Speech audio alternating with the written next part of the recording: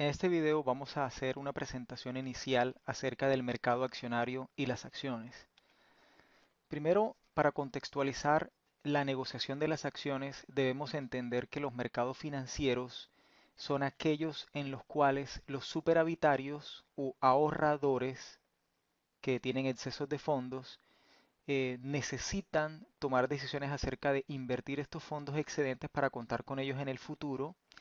Y también existen otros participantes que necesitan esos fondos, como pueden ser empresas o personas que quieran hacer compras pero no cuenten con los recursos. Estos serían prestatarios. Las instituciones financieras y los instrumentos financieros juegan como esa intermediación en el cual se transmite los fondos de los superavitarios hacia los deficitarios. Entonces, como hablábamos, esos activos financieros son el vehículo a través del cual se transfiere esos fondos.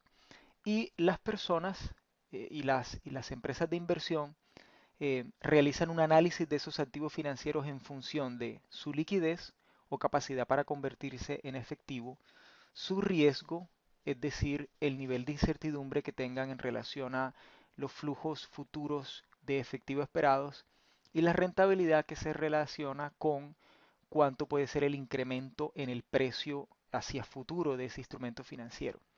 La relación generalmente es entre mayor es la rentabilidad, mayor es el riesgo. Y entre mayor es la liquidez, la rentabilidad puede también bajar. No se cumple en la misma proporción en todos los instrumentos financieros, pero tiende a ser en ese sentido. También cuando baja cuando la liquidez es alta, el riesgo también es bajo. Es decir, que los tres factores se relacionan. También en estos mercados financieros hay diferentes tipos de mercados. Hay mercados monetarios relacionados con el dinero del día a día, mercado de capitales que se refieren a las inversiones de largo plazo, de divisas que es donde se compran una moneda con otra de otro país y derivados entre otros. También vale aclarar que existen mercados primarios donde las compañías emiten las acciones por primera vez y capturan recursos frescos del público para poder desarrollar sus inversiones de largo plazo. Una vez que esos títulos ya fueron emitidos en un mercado primario como oferta pública inicial o IPO, ya estos títulos pasan a negociarse en la bolsa como mercado secundario, donde se compran títulos de segunda mano que ya han pasado por una emisión primaria. Lo que nosotros vemos generalmente en los mercados bursátiles, en la información noticiosa de las compañías, la negociación de compra y venta diaria que ocurre en su mayoría es un mercado secundario. También vale la pena aclarar que existen mercados desintermediados, que es el que nosotros estamos estudiando cuando estudiamos las acciones, y un mercado intermediado. El mercado intermediario es el bancario, donde hay operaciones de captación, como los certificados de depósito bancarios, y también operaciones de colocación, como los créditos que los bancos le otorgan al público, ya sean empresas o personas naturales. El de nuestro estudio aquí son las acciones que hacen parte generalmente de un mercado bursátil que se entiende como desintermediado, porque los compradores de las acciones saben hacia dónde van sus recursos y conocen la contraparte, es decir, el emisor. Cuando se compran acciones en el mercado bursátil, uno sabe pues a qué empresa llegan los recursos directamente. También vale aclarar que los mercados bursátiles y OTC, como se observaban en la diapositiva anterior, tienen características diferentes. Generalmente el bursátil es porque existe un lugar en particular, ya sea electrónico como el Nasdaq, que es completamente digital, pero existe una edificación y existe un lugar en particular donde ese mercado se desarrolla, ya sea que sea a través de los servidores, pero es un lugar en particular. Hay miembros, hay valores cotizados y se conocen públicamente que como un lugar en particular. Pero los mercados OTC, donde también se pueden negociar acciones, pero son menos comunes para la negociación de acciones, son redes electrónicas. Hay participantes que se conectan a estas redes y como comisionistas permiten que compradores y vendedores se encuentren en esas redes electrónicas. Esto es más popular para los mercados de divisas Forex y también los derivados, pero menos para las acciones. Es importante que se entienda que ese mercado de acciones eh, es un lugar donde los compradores y vendedores se ponen de acuerdo en un precio y intercambian las acciones. Esto también es definición de los mercados reales y se parecen en este sentido, ¿no? En la parte derecha pueden observar un gráfico que se estudia en microeconomía sobre la demanda, que es la curva que está de rojo con pendiente negativa, que significa entre menor es el precio, mayor es la cantidad deseada a comprar por los compradores o demandar por los demandantes. Y la oferta es la curva azul que tiene pendiente positiva, que va subiendo, que indica que los oferentes o vendedores, entre mayor es el precio, mayor es la cantidad. El punto de corte, donde se cortan las dos curvas, es el equilibrio en el cual se ponen de acuerdo los demandantes y los oferentes. Estos principios microeconómicos sobre la oferta, la ley de la oferta y la demanda, también se cumplen con las acciones. Es decir, que entre mayor es el apetito por comprar una acción, es decir, mayor es su demanda que lo que los tenedores quieren venderla o están dispuestos a salir de ella, es decir, aumenta la demanda de la acción, eleva su precio. Es decir, que lo que observamos cuando el precio de una acción sube es que los compradores están dispuestos a pagar precios cada vez más altos para poder adquirirla y los vendedores para poder salir de ella solo lo hacen si reciben un valor mayor que el actual. Con esta dinámica el precio sube o viceversa. Cuando las condiciones de la compañía son difíciles, de la industria o del sector son negativas y las personas que lo tienen, que tienen las acciones, quieren venderla, la ofrecen en gran cantidad y generalmente a mayor oferta y menor demanda el precio cae. Siguiendo con la contextualización de las acciones dentro de los mercados, vale aclarar que las acciones son títulos representativos de propiedad porque quien compra la acción tiene unos derechos de participación patrimoniales sobre la compañía.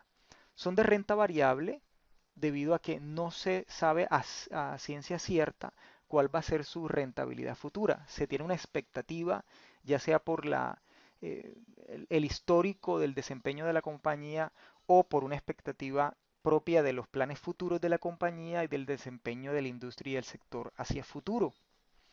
Pero no se sabe exactamente cuál va a ser el precio de venta futuro ni los dividendos con exactitud, por eso es renta variable.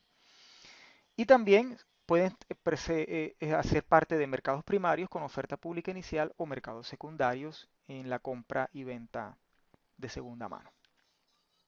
Las acciones no hacen parte única de los mercados financieros. Generalmente cuando nosotros vemos información en el canal de noticias Bloomberg o en otros información noticiosa de los mercados, vemos que las acciones parecen ser muy importantes y lo son, pero también existen bonos, existen divisas, commodities, ETFs que son fondos colectivos y existen derivados. Las acciones también se pueden adquirir no solamente como acciones comunes, también se pueden hacer inversiones en índices bursátiles de acciones, como también se pueden comprar derivados cuyos subyacentes son las acciones. Por ejemplo, una acción call sobre la acción de Apple le daría el derecho a su comprador de comprar la acción de Apple en un momento futuro. Los ETFs también existen ETFs que son propios de diferentes sectores. Por ejemplo, un ETF que es un fondo de inversión tecnológico tendría un empaquetado en ese fondo en muchísimas compañías de tipo tecnológicas del sector tecnológico y sería un vehículo diversificado para comprar acciones. Si yo quisiera ETFs de acciones que pertenecen a los servicios públicos, por ejemplo, que prometen una estabilidad buena, entonces yo compraría el ETF y de esa manera sería una forma de invertir diversificada en acciones. El entorno económico en el cual las acciones se negocian en ese mercado de capitales eh, tiene todo el contexto macroeconómico, las tasas de interés, la inflación, los tipos de cambio, el crecimiento económico, los factores geopolíticos y las crisis políticas y los precios de los commodities afectan el valor de las acciones debido a que afectan el desempeño de las acciones. Si sube el petróleo, eso es un mayor costo para las compañías. Si hay crisis políticas, hay inestabilidad sobre el desempeño hacia los planes futuros de la compañía. Si hay decrecimiento económico global, se reducen las ventas. Si los tipos de cambio son desfavorables y la compañía tiene operaciones multinacionales. En fin, todos estos factores deben considerarse en el análisis de las acciones. También el proceso a través del cual los inversionistas evalúan la compra de una acción lleva un proceso y es afectado por las condiciones económicas que mencionábamos anteriormente, las condiciones de la industria y las condiciones de la firma en particular. Es popular hacer un análisis top-down, es decir, de arriba abajo, en donde se comienza por las situaciones de la economía global, se va decantando hacia factores propios del sector y la industria a la que pertenece la compañía y por último la información contable y planes específicos de la compañía para entender si ésta tendrá un mejor o peor desempeño futuro y de esta manera tomar la decisión de inversión. También estos inversionistas de acciones eh, tienen muchísima información disponible. La teoría del mercado eficiente asume que la información es conocida por todos y esto implica que los inversionistas deben estar constantemente estudiando toda la información relacionada con el desempeño de la empresa y su contexto económico. Y eh, se estudian tres esferas: la liquidez de la acción, es decir, el volumen de transacción que tiene la acción en el mercado; el riesgo, es decir, cuánto puede variar tanto el precio como los retornos de la compañía, los retornos contables, y de esta manera poder entender qué tanta incertidumbre puede haber respecto a el desempeño futuro, este es el riesgo; y el retorno es cuánto se esperaría que el precio y los dividendos se desempeñen hacia futuro. Entonces, estas tres esferas son las esferas en las cuales el inversionista debe tomar su decisión.